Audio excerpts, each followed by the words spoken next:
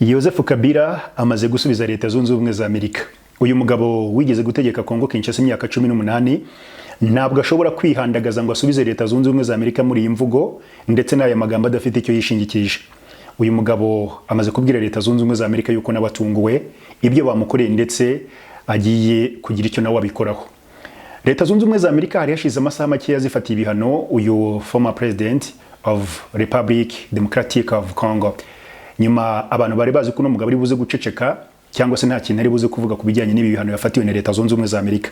Ndetse twigeze no kubiganiraho tugira duti ese koko Leta Zunze Ubumwe za Amerika ibi bihano bari gufatira Kabila barakomeje. Ese ko twabonye mu nyandiko yabo batagaragaza ngo azize iki na kiriya nibura ngo batubwire ngo dushingiye ku bikorwa byakozwe na Kabila uyu mwaka cyangwa itariki tumuhoye ibi ngibi. Donc kugendera ku gitutu cy'ubutegetsi bwa Tshisekedi cyangwa se kugendera ku isezerano n'igitutu cya Tshisekedi gusa ryari bihagije kugira ngo abanyamerika bafatire ibihano Joseph Kabila arabashubije. Reka mbaye ikaze ku isesengura makuru ryacu ry'aka kanya. Joseph Kabila ibyo asezeranyije abanyekongo ngewe mise mvuga ni umugabo nigeze kubabwira kare hari waje muri komite narababwiye ngo ibitekerezo byanyu iyo mbonye akanya ngiye nacishamwe amaso nkabisoma ibyiza ku ruhande nako byose biba ari byiza baba banuka bataryohewe n'inkuru abavuga bati nimvuge mvuyeho ubwo byose ndabibona kuko muba mwakurikiye amakuru kandi ngiye nicyo mba nkeneye kuruta ibindi byose ntabwo ari itegeko ngo gushimisha cyangwa nagushimisha ahubwo umugabo witwa Joseph Kabila nigeze kubabwira ngo icyo ndi kubona aba bagabo bakoze bazi ngo nukumuhana sinzi niba mwebwe mwabonye koko hari ugufasha Tshisekedi cyangwa ari ugutegurira Joseph Kabila amayira. Ibisubizo bya Joseph Kabila bihise bitugaragariza neza yuko no mugabo hari ikindi kintu yizeye. Yongeye kwibutsa Amerika ati ninjye mu mateka ya Kongo Kinshasa wategetse kino gihugu hakabaho ihererekanya bubasha ihererekanya butegetsi mu mahoro pacifiquement nta rusasu ruvuze none muratinyuka nta nisoni mugahaguruka mukihandagaza Kabila mukamfatira ibihano. Ati mwaribagiwe ngewe natanze ubutegetsi nari maze kugerageza guhuza ubumwe bw'abanyekongo noneho hagarutse ubutegetsi bumeze ubutegetsi bw'agatsiko ubutegetsi buhiza abanyekongo ubutegetsi bugiye guhiza abantu mu buhungiro ubutegetsi bwa ruswa uvuze kuri ruswa baramwica nta munsi kuwundi abasirikare badafungwa n'abari gukora muri za ministeri no muneko ishinga amategeko none nge Kabila wabashije kugira manda 3 zose uwo mwanda uri ku butegetsi bwa Tshisekedi udahari Amerika ikintu mubonye mugomba kumemba no kwicara mukamfatira ibihano. Ndagira ngo kwisesengura makuru ryacu tugiye kwinjiramwo mwiyangane gato muri iki gisubizo nabonye ibiro bya President Joseph Kabila bashyizemwo ibisobanuro byinshi cyane ndetse n'ikigiye gukorwa ariko Kabila nyuma y'ibyo tugiye kuza tugarukaho yahise agira ati abanyekongo mwese ndabahumurije abakomeje kugirwaho ingaruka n'ibibazo kandi yahise atanga isezerano yuko agiye gukora ibishoboka byose atitaye ku gitutu icyari cyo cyose kugira ngo agarure kano mu gace w'umurongo niko turibuze gutindaho mu isesengura makuru ryacu ati ngiye gukora ibishoboka byose kugira ngo ngarure demokrasi ubutegetsi bugendera ku mategeko n'ubumwe bw'igihugu ari byo bizatuma habaho amahoro nyakuri kandi arambye muri Kongo Kinshasa. Iri ni ijambo rikubiye mu nyandiko ndende irimo ibisobanuro ndetse no gusubiza Leta Zunze Ubumwe za Amerika ati ngiye gukora ibishoboka byose ngarureho ubutegetsi ngarure demokrasi ndakora ibishoboka byose ngarure ubutegetsi bugendera ku mategeko n'ubumwe bw'igihugu ari byo bizatuma habaho amahoro nyakuri kandi arambye muri Kongo Kinshasa. Joseph Kabila yishingikirije iki ni mukuru wa gatebe tuganire nababwiyeho ni uyu mugabo uba warategetse igihugu imyaka 18 Amerika mwashinje n'umugabo kugumura igisirikare gisanzwe byaragicanze muri Kongo Kinshasa abagumuye bashyira General Sultan Makenga uyu musirikare Tshisekedi niwe wasobanura ubukomere bwe twereka tubireke kuko dushinjwa amarangamutima no kubavuga ikinyarwanda no kuba yararwanye mu ngabo za RPN n'ibindi nk'ibi bwo bikarangira twiswe abanyarwanda ntibigira agaciro. Uyu mugabo ufite ububasha bwo gufata FARDC irimo abandandi irimo abafurero irimo abahima irimo abanyamurenge irimo rebashi irimo abatutsi irimo amoko yose Kongo ifite amoko arenga 453 Tujye tubivuga mujye mubyumva neza. Uyu mugabo Kabila ubasha gufata ingabo mu gihe kitageze ku mwaka zirenze 20,000 akazikura ku ruhande akazohereza ku rundi ruhande akazihereza General Sultan Makenga nawe akazifata amezi 6 akazongera indi myitozo ya gisirikare zari zisanzwe ari ingabo. Muraza kumva igisobanuro cye. Nge nigeze kubabwira nti nuko ndi kubibona, ntago bivuze ngo biba ari itegeko, ariko uko ndi kubibona uyu mugabo bamuharuriye amayira yongera gusubirana ubutegetsi bwe. Nyiri umuringa agiye kuwisubiza. Ibihano bya Amerika mwigeze mushaka kubicukumbura ngo mumenye ngo ni ibihano ki? Eske ni bimuta muri yombi? Ni bimubuza kujya muri Amerika se? Ibihano Kabila yafatiwe se ni bizamubuza ni mandadere bagiye kumushyiraho ku buryo bazamubona nko kuri airport Juba cyangwa se Pretoria cyangwa se Kigali Kanombe cyangwa se Bujumbura agafatwa agafungwa? Ngo ikigo ngo cy'imari muri Leta Zunze Ubumwe za Amerika imari munagani. Tugiye kubirebera hamwe. Kabila ubu yamaze kwiyambaza abanyamategeko be. Abwira Leta Zunze Ubumwe za Amerika ati twumva muri igihugu kigendera ku mategeko ye, ntabwo ndi inzererezi uri bubyuke mu gitondo uvuge ngo ngiye kumfatira ibihano. Hakenewe ibimenyetso bifatika, hakenewe donc icyo twita gukurikiza amategeko yose yugiye kwa accuse, yugiye kushinja umuntu. Donc ubugenza cyaha ni bugaragaza ibyo bwagendeye ubushyikiriza izo dosiye yanyu ubushinja cyaha mu nshinje bufite byo mugendeyeho. Niba koko Leta Zunze Ubumwe za iki gihugu nacyo gisigaye kijya ku gitutu cy'umuntu wese wakeretse yuko ataragafuka imvugo rimwe. Iyo kivuze ugaceceka kiguca hejuru nyine nkaho ari Caterpillar iri gukora umuhanda kiki, ariko iyo kivuze ukongera kukibutsa ko ari igihugu gishaka kwigaragaza nk'umwarimu wa democracy, ukabikibutsa ukakibwira uti who are ko ari wowe wirirwa bigisha demokarasi hirya no hino, ibyo nkureye ni ibiki? Kabila rero mbonye nabwo buryo agiye kubitwaramo. Uyu mugabo ati nge ntacyo ndavuga, reka mbanze mbasubize mbibutse uwo ndi we, hanyuma abanyamategeko banjye bakora akazi kabo. Mwihangane mbasomere ibisubizo mbonye byatanzwe hano n'ibiro bya Joseph Kabila, hanyuma tuze kuza tureba niba koko hari umuntu ushobora kuri buze kunyeganyeza uyu mugabo. Ibiro bya Kabila Kabanke umaze gusubiza Kongo ke umaze gusubiza Leta Zunze Ubumwe za Amerika zamufatiye ibihano. Ibiro bya Kabila byavuze yuko kuva muri 2001 ubwo yafataga ubutegetsi kugeza muri 2019 ubwo yabuvagaho yitangiye ibikorwa byo kongera kunga igihugu.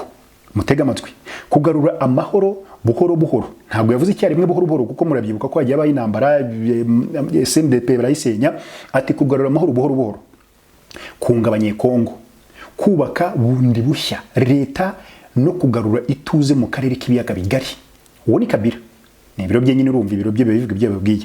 Byavuze ko ku butegetsi bwe ari bwo Repubulika Iharanira Demokarasi ya Kongo yavuye mu ntambara y'akarere yari yarayisenye bikomeye cyane, isubirana ubumwe bw'inzego za leta kandi igira ku nshuro ya mbere mu mateka yayo ihererekanya butegetsi mu mahoro kandi mu buryo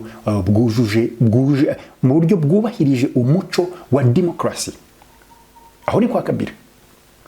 Ku bwa Joseph Kabila, icyemezo cya Amerika ngo kiratangaje cyane kubera ko gishingiye ku bivugwa n'ubutegetsi bwa Kinshasa butigeze bushobora gutanga ibimenyetso bifatika bishingiye cyangwa se bishyigikira ibyo bwamushinje imbere y'ubutabera bwa gisirikare bwa Kongo bukorera mu kwa buriya butegetsi bwa Tshisekedi.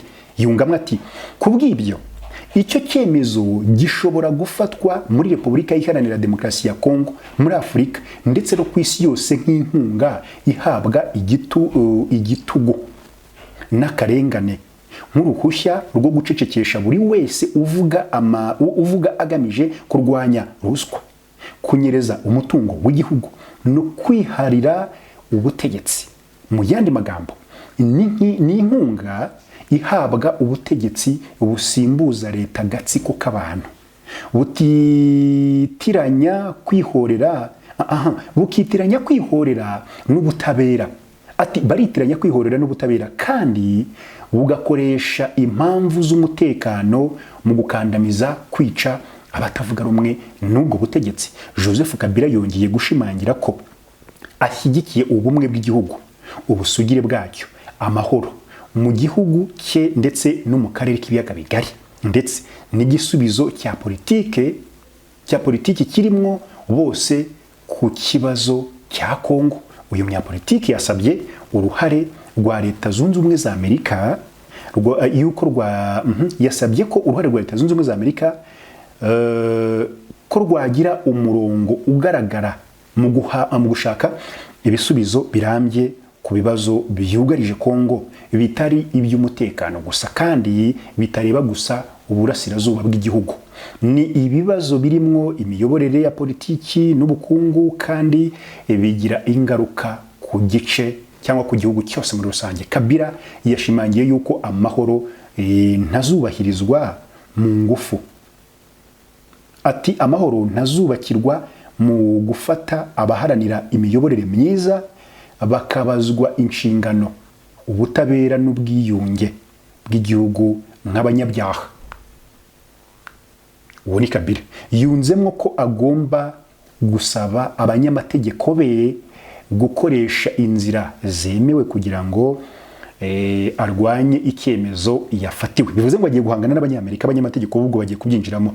Arwanye icyemezo yafatiwe biciye mu gusaba ibimenyetso bifatika byashingiweho mu kumuhana no kurengera icyubahiro cye, amateka ye n'uruhare rwe mu guteza imbere ituze rya Repubulika Iharanira Demokarasi ya Kongo. Kabila yongeye kubibutsa uwo ari we. Ati rero it's my time. Abanyamategeko banjye bagiye kubikurikirana.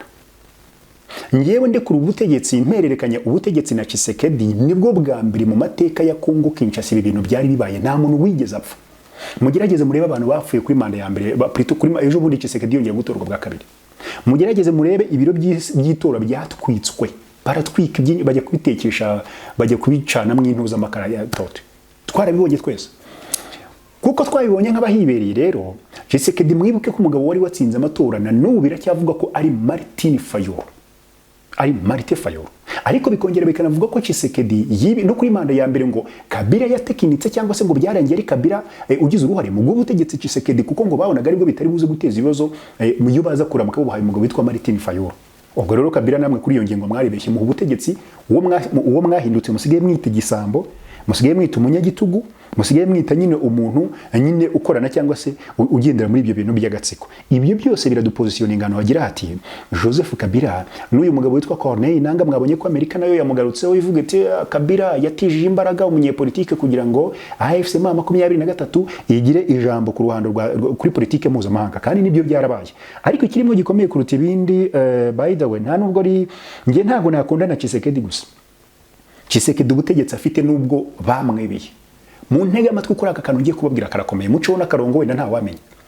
Ubutegetsi Tshisekedi afite niba ari ubwo bamwebeye, uba ari kwereka Kabila ko ari igisambo koko cyo nta bindi. Bari bivuge gutyo, singewe umwisi igisambo, umugabo witwa Corneille Nangaa yari president wa komisiyo y'amatora muri Kongo Kinshasa 2018 ngira ngo Kabila kiva ku butegetsi gukomeza kugira kuri manda ya mbere ya Tshisekedi, ubwo ejo bundi nyine ari yo nkore yisangira AFC M23. Uyu Nangaa ni watubwiye ko bahaye ubuyobozi igisambo. Mujye kumbuga nimushaka abashaka video na munsange mu gikari nayo mbanze nyibahe kugira mutagira ngo kuko haraba aya makuru yo mu karere kuyaganiraho harakomeye, hari ibyo tuvuga mugashaka kubitugereka uko ari twe twabi oya. Hano Kabila mu misoko avuga ati ni ubutegetsi bw'agatsiko, uburyo ruswa n'ibindi nk'ibyo. Corneille Nangaa baravuze bati oya twahaye ubutegetsi amabandi n'ibindi nk'ibyo, ni mu mvugo yabaye quote them. So ubu rero ngiye mpise mvuga nti muzezengura amakuru niba koko ari uko muri kubita, ubu bari kubereka ko nyine namwe nyine hari kosa mwakoze. Sindi niba abanyekongo bafite uburyo bari baryozamwo, ariko uburyo bari baryozamwo burahari buroroshye cyane nk'abanyepolitike no gusotinga out ibitameze neza. Corneille Nangaa murahana ikiganza na Joseph Kabila, ibyo abanyekongo babuze mwari mwizeye ko bizava muri Tshisekedi, mugomba gukora ibishoboka byose. Icyakora Kabila reka tumushimire cyane, Kabila yabikomojeho. Ati ntabwo ndi buze kwita ku gitutu cyari we wese, no SADC, no USA, no EAC, nobody who can stop me, mu gihe ndi kugerageza gushaka ibisubizo nagarura hano muri abanyekongo, kandi nimukomeze mugire ihumure n'amahoro no kumva mutekanye. Aha in my intro nigeze kubabwira ni urumva umugabo witwa Joseph Kabila ibi bintu yabivuga gutyo gusa. Tell me, niko byumva? Joseph Kabila atinyutse kuvuga ko abanyamategeko bubwo batari buze gukurikira ibintu aho bagiye kwinjira muri procedure zo guhangana n'ibi birego bya Leta Zunze Ubumwe za Amerika. Buriya barakubwira ngo umugabo naje ajya guhaguruka akakubwira ati ndaje, ntuzagire ngo aje mboko dear friends, ntago wakinjira ntushobora kwinjira mu igobe cyangwa se ahantu hari intare uzi ko nawe udafite protection. Leta Zunze Ubumwe za Amerika ubwayo ikintu ishatse gukora kuri iyi si mwabonye ko isigaye gikora. none hagati ya Tshisekedi na Kabila who is gonna be boss kuri ubu butaka bwa Congo Kinshasa? Abanyamerika, Congo ifite ibyo Amerika ishaka, Congo ariko ikaba ikeneye umuntu uri genius wo kuyifasha kugira ku byishaka. Ariko apari yo kuba Congo ikeneye umuntu uri USA ikeneye umuntu uri genius, Congo Kinshasa nayo ubwayo ikeneye umuntu yifasha kudakomeza kuba kagatebo kayorivu. Igihugu gifite umutungo kidafite ubuyobozi, igihugu gifite umutungo kidafite igisirikare, igihugu gifite umutungo kidafite imihanda, igihugu gifite umutungo kidafite na kimwe cyo gisigaye ku isi uretse akajagari k'intambara ivangura amoko, kugira abaturage benshi mu buhungiro, kugira akajagari kabaje ngo baje gutabara ibisambo nyine byinjira muri icyo gihugu n'ibindi nk'ibyo byose. Kongo rero ikeneye umuntu ubasha kwambara umwambaro w'imo ebyiri cyangwa se w'amabara abiri. Kongo bo icyo tutakibeshya nuko twavuga ngo Kongo izabaho itabasha gufesinga cyangwa se kwigaragura muri ibibazo mpuzamahanga, byo ntago mbikurura ngo mbibone hafa, ntago bihafa. Ariko nanone nibura abo bantu binjire muri Kongo bayexploit, bayibe bakuremo ibishoboka ko ufite umutungo mwinshi, ariko nibura ibisigaye bibashe kugira uburyo bumwe cyangwa se ubundi bikoreshwa kuri ubwo butaka bwa Kongo Kinshasa. Turi kumwe bene wacu b'uruhu rwera, muze mutwara ibyo ibitwarika kuko birahari byinshi cyane, ariko nibura biriya bisigaye nka Tshisekedi abantu bari kujya bamuha, uzarebe yari kwakiyuzinga u Rwanda ngo kwiba umutungo kamere wa Kongo Kinshasa. Tshisekedi baramubwira bati weri u Rwanda rutwara amabuye ya Kongo Kinshasa, it's okay ko rutayatwara yose, ko hari ayo uri kwemerera Amerika, ko hari ayo wemerera Uburusiya n'Ubushinwa, ko tubibona ko hari ayo wemerera Ubufaransa, wakoze muri ayo maci uri gutanga nawe kubaka igihugu kikamera nk'uko u Rwanda rumeze. What's wrong?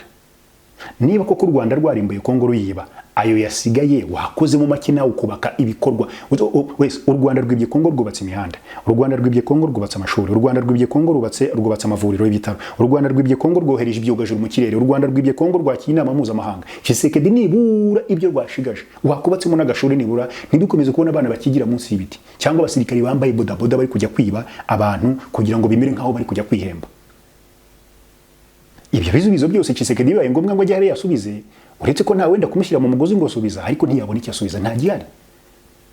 Turibuze tubibaganirize rero tubibereke cyangwa se babwire dore ibintu byapfiriye, dore aho bigeze, dore n'igishobora kuba cyavamo. Joseph Kabila hari ikintu kimwe abanyamerika bavuze igihe nemeye.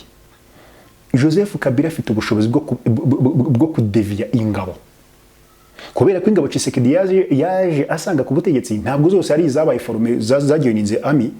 Nyuma yuko Tshisekedi agiye ku butegetsi, n'ingabo zahuze mu ngabo za Kongo Kinshasa, n'ingabo zigeze kurwana na 2023 zimwe muri zo nk'ubu dufite ababedi Kapende bo muri 2000 na kangahe bashinjwa kurasa Laurent Désiré Kabila, baragarutse nibo bari gusavinga Kongo Kinshasa.